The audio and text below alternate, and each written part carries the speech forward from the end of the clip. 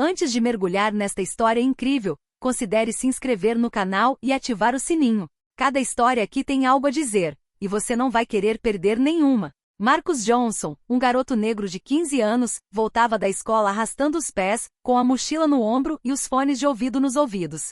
Era uma daquelas tardes sufocantes de verão em Chicago, quando o asfalto parece derreter e o ar fica pesado como um cobertor molhado. Moscas zumbiam preguiçosamente, aparelhos de ar-condicionado zumbiam atrás de janelas fechadas e as calçadas pareciam desertas pelo sol escaldante.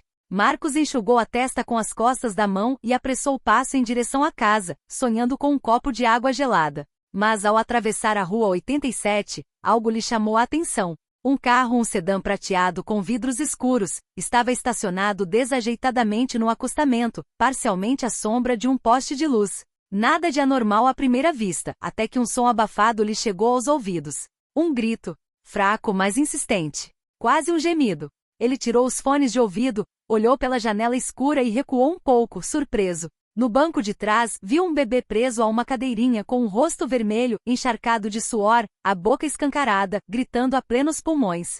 A criança agitava os braços como se pedisse socorro. Marcos sentiu o coração afundar. Aproximou-se lentamente, batendo na janela com a ponta dos dedos. "Ei, querida", sussurrou ele. "Cadê sua mamãe?" Nenhuma resposta. Só gritos. Ele tentou abrir a porta. Estava trancada. Deu a volta no veículo. Todas as portas estavam trancadas. O motor estava desligado. Não havia movimento por perto. Nenhuma bolsa visível, nenhum telefone. Nada que indicasse a presença de um adulto por perto. O sol batia forte e mesmo lá fora, Marcos suava copiosamente. Lá dentro, ele imaginava o calor sufocante, o ar estagnado, o sofrimento daquela criança. Não precisava ser médico para entender que o bebê estava em perigo. Um dilema atingiu sua mente: agir ou esperar? Mas espere por quem? A mãe? A polícia? E se o bebê perder a consciência até lá? E se? O bebê está em perigo, preciso fazer alguma coisa, disse ele para si mesmo, com a garganta apertada. Seus olhos rapidamente percorreram o local. Viu um canteiro de obras a cerca de 10 metros de distância, abandonado por um dia. Correu, pulou uma cerca baixa e encontrou uma pedra grande e angular coberta de poeira. Suas mãos tremiam levemente. Voltou para o carro, deu uma última olhada ao redor, ainda nenhum adulto à vista, e respirou fundo. "Sinto muito pela sua janela", ele sussurrou, como se estivesse falando com o carro. Ele agarrou a pedra com força, tensionou os braços e, então, com um movimento rápido, quebrou o vidro traseiro do lado do motorista. Clac! O som de vidro quebrando perfurou o silêncio úmido da tarde. Cacos brilhavam no banco e na calçada. Alguns transeuntes se viraram, atônitos. Um alarme de carro começou a soar. O bebê continuou a gritar. Marcos largou a pedra, abriu a porta rapidamente e desafivelou freneticamente o cinto de segurança do carro. Ele pegou o bebê nos braços, sentindo a pele queimada e o corpo minúsculo tremerem. O pequeno imediatamente se aninhou nele, agarrando-se a ele como uma tábua de salvação, seus gritos se transformando em gemidos cansados. Mas ele mal havia dado 2 passos com a criança nos braços quando as vozes se elevaram. "O que ele está fazendo aqui? Ei! Aquele garoto acabou de quebrar uma janela. Ele está roubando um carro ou algo assim?" Marcos virou-se lentamente com o bebê contra o peito. Uma multidão começava a se formar. Os olhares não eram gentis. Eram pesados, penetrantes, cautelosos, suspeitos, condenados. E então uma voz estridente cortou o ar. "Ele quebrou meu carro." Era Linda Parker, uma mulher branca na casa dos 40 com o cabelo preso num rabo de cavalo e óculos escuros na cabeça, vindo correndo com uma sacola de compras na mão. Seu rosto estava contorcido de raiva, não de preocupação. "E o que você fez com o meu carro?" Ela gritou. "Senhora, seu bebê estava cozinhando aí dentro. Ele estava chorando, ele." "Meu bebê?" Ela gritou, aproximando-se. "Me dá. Você tocou nele com suas mãos imundas?" Ela arrancou violentamente o bebê dos braços de Marcos. O pequeno começou a chorar novamente, desesperado. "Você vai pagar por isso, seu pequeno criminoso!" Ela gritou. E como se a cena tivesse sido escrita com antecedência, um carro de polícia apareceu na esquina, com as luzes piscando. 2 policiais, o oficial Ferreiro, um homem branco com a cabeça raspada e o oficial Moleiro, mais jovem, afro-americano, mais silencioso, saiu rapidamente. "O que está acontecendo aqui? Ele quebrou minha janela. Aquele garoto vandalizou meu carro", gritou Linda apontando um dedo acusador. "Não é o que você pensa", disse Marcos, tentando manter a calma. O bebê estava sozinho no carro, pensei que ele fosse. Abaixe o bebê, ordenou bruscamente o policial Smith, embora pudesse ver que Marcus não estava mais segurando nada. Eu só queria ajudá-lo. Você danificou propriedade privada, continuou Smith. Há procedimentos a seguir. Você deveria ter ligado para o 190. Ele podia ter morrido, respondeu Marcus, mais alto dessa vez. Estava calor. Ele estava chorando. Ele? Mas o policial não estava mais ouvindo. Ele pegou um par de algemas e se aproximou. Coloque as mãos atrás das costas, garoto. O quê? Não, espere. Protestou Marcus, perturbado. Mas as mãos de Smith eram firmes, brutais. O metal frio envolveu os pulsos de Marcus como um tapa invisível. De repente ele se sentiu muito pequeno, muito sozinho, sob os olhares acusadores da multidão, o choro do bebê e o chiado distante de calor no asfalto. A última coisa que ele ouviu antes que as portas do carro da polícia se fechassem foi a voz triunfante de Linda. E exijo reparações imediatas. Na delegacia, Marcus foi conduzido a uma pequena sala de interrogatório. As paredes cinzentas pareciam encolher ao seu redor com o passar dos minutos. Ele estava sozinho, algemado, sob o olhar frio de uma câmera de vigilância. O interrogatório começou abruptamente com um dos policiais acusando de danificar deliberadamente propriedade privada. Você sabe o que fez, garoto? Você acha que isso é heroísmo? Marcus, ainda em choque, tentou explicar. Estava tão quente, o bebê estava chorando. Eu só queria ajudá-lo. Mas suas palavras pareciam não ter peso. Não contra preconceitos silenciosos, mas contra preconceitos poderosos. Quando seu advogado, James Carter, entrou na sala, o clima mudou um pouco. Carter, um homem negro com uma voz calma, mas confiante, observou atentamente seu jovem cliente e, em seguida, os policiais. Desde as primeiras conversas, ele entendeu que o problema não era apenas legal. Era muito mais profundo. Marcus fora imediatamente percebido não como um salvador, mas como uma ameaça. Porque ele era negro. Porque ele ousara agir sem autorização.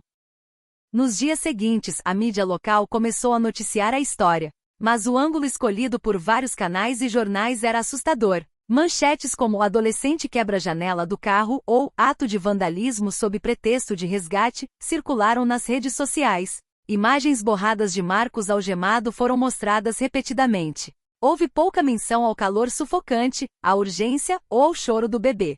Sua mãe, Denise Johnson, recusou-se a permanecer em silêncio. Uma mulher de olhar orgulhoso, acostumada à luta para sobreviver com dignidade em uma sociedade muitas vezes injusta. Ela convocou uma coletiva de imprensa em frente à delegacia. Meu filho salvou uma vida. Ele não roubou nada, não destruiu nada sem motivo. Ele fez o que qualquer adulto deveria ter feito em seu lugar, mas por ser negro, é tratado como um criminoso. Sua voz tremeu um pouco, mas sua determinação estava intacta. Na vizinhança, as reações foram mistas. Alguns elogiaram discretamente a coragem de Marcus, mas muitos evitaram se manifestar, temendo represálias ou por não quererem tomar posição. Outros, influenciados pela mídia ou por seus próprios preconceitos, disseram: ele deveria ter chamado a polícia, não ter agido sozinho. A coragem de um jovem negro estava se tornando objeto de debate, quando deveria ter sido unanimemente elogiada. Com a ajuda do Sr. Carter, a família Johnson lançou uma campanha nas redes sociais, #Justiça para Marcus, pedindo que seu ato fosse reconhecido como um ato de bravura. Ativistas dos direitos civis se mobilizaram, professores, vizinhos e ex-alunos da escola de Marcus. Figuras locais começaram a se manifestar. Um bombeiro local disse que com esse calor, alguns minutos são suficientes para colocar um bebê em perigo. Este menino fez o que tinha que fazer, mas muitos obstáculos permaneceram. Linda Parker, a dona do carro, manteve suas acusações com frieza teimosa. Ela repetiu à imprensa: ele poderia ter quebrado a janela de qualquer carro. Não cabe a ele decidir. Ela exigiu indenização financeira e um pedido público de desculpas. O promotor, sob pressão política, recusou-se a retirar as acusações. Alegou uma necessidade de ordem e uma questão de procedimento para evitar excessos. A justiça parecia recuar em seus procedimentos, incapaz de abrir espaço para a humanidade. Finalmente, um julgamento foi realizado. Naquele dia, o tribunal estava lotado. Jornalistas, ativistas, vizinhos. Marcus, de camisa branca e com as mãos ligeiramente trêmulas, estava sentado no banco das testemunhas.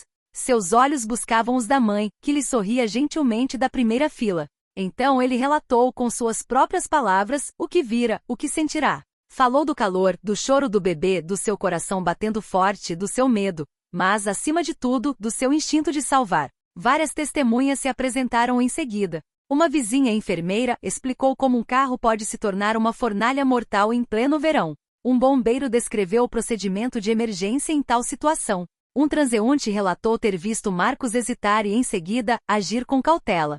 Apesar de tudo isso, o advogado de Linda Parker insistiu. Este rapaz agiu sozinho. Ele não é bombeiro nem policial. Ele não tem o direito de arrombar um carro. Mas o Sr. Carter respondeu calmamente: sem direitos? Talvez. Mas ele tinha um dever moral. E é isso que o distingue aqui. À medida que o julgamento se arrastava, com os dias se arrastando em um clima tenso, a equipe de defesa liderada por James Carter conseguiu trazer à tona evidências cruciais. Em uma audiência crucial, uma assistente social chamada para depor revelou um relatório confidencial de proteção à criança. Linda Parker já havia sido denunciada diversas vezes por negligência. 3 relatos em 2 anos. Uma vizinha alertou os serviços sociais após encontrar o mesmo bebê sozinho no carro em outro dia quente. Uma professora da creche que um de seus filhos frequentava relatou comportamento estranho e faltas repetidas. Esses relatos, que Linda havia tentado suprimir ou minimizar, vieram à tona. No tribunal, um silêncio glacial seguiu-se a essas revelações. Até os repórteres pararam de digitar. O juiz Raymond Whittaker, um homem conhecido por seu rigor, mas também por sua retidão moral, franziu a testa. Pediu para ver os relatórios originais. Passou vários minutos lendo-os em silêncio e, em seguida, lançou um olhar penetrante para Linda Parker. O Sr. Carter aproveitou a oportunidade para enfatizar: este rapaz não vandalizou uma janela, meritíssimo. Ele quebrou o silêncio. O silêncio de uma criança em perigo, abandonada pela enésima vez por uma mãe negligente. Se ele não tivesse agido, não estaríamos aqui discutindo danos materiais. Poderíamos estar enterrando um bebê. A tensão aumentou na sala. Linda, cada vez mais isolada, simplesmente olhou para baixo. Até seu próprio advogado parecia perplexo. O veredito saiu 2 dias depois. O juiz, em uma declaração sóbria, mas contundente, anunciou: este tribunal reconhece que Marcus Johnson agiu por necessidade, motivado pelo dever de salvar uma vida humana em perigo imediato. O caso está arquivado. Nenhuma outra ação será tomada contra ele. Ele fez uma pausa e acrescentou, olhando para Marcus: Sr. Johnson, o senhor demonstrou uma coragem que muitos adultos não teriam.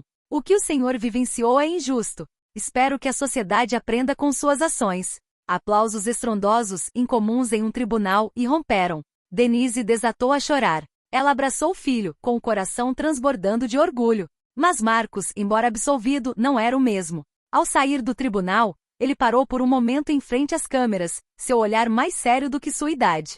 Não sou um herói. Só fiz o que achei certo. Mas se isso puder fazer as pessoas entenderem que uma criança negra também pode salvar vidas, então talvez tenha valido a pena. Apesar de sua libertação, Marcus agora carregava uma cicatriz invisível. Ser algemado, acusado e arrastado pela lama da mídia por salvar uma vida abalou profundamente sua visão de mundo. Ele havia crescido rápido demais. Confrontado com a dura realidade do que significava ser negro em uma sociedade onde a presunção de inocência não era garantida a todos igualmente. Mas em vez de se afundar na amargura, Marcus decidiu transformar sua dor em força. Poucos meses depois, ele se juntou a uma associação local de justiça social chamada Vozes da Juventude, que trabalhou pelos direitos de jovens de minorias. Ele deu palestras em escolas de ensino médio, contou sua história e ouviu as histórias de outras pessoas. Ele se autodidata, estudou direito e se interessou por políticas de reforma policial. Aos 16 anos, ele já era convidado para fóruns comunitários, palestrava em universidades e inspirava outros jovens a não desistir. Em casa, sua mãe Denise frequentemente lhe repetia, colocando carinhosamente a mão em seu ombro: você é um herói, Marcus. Não apenas pelo que fez naquele dia, mas pelo que tem feito desde então. Nunca deixe ninguém roubar sua luz. E quando Marcus às vezes cruzava com policiais na rua, alguns desviavam o olhar, outros o saudavam brevemente, mas ele não olhava mais para baixo. Ele sabia em quem havia se transformado. Um menino que quebrou uma janela. Mas acima de tudo, um garoto que quebrou o silêncio.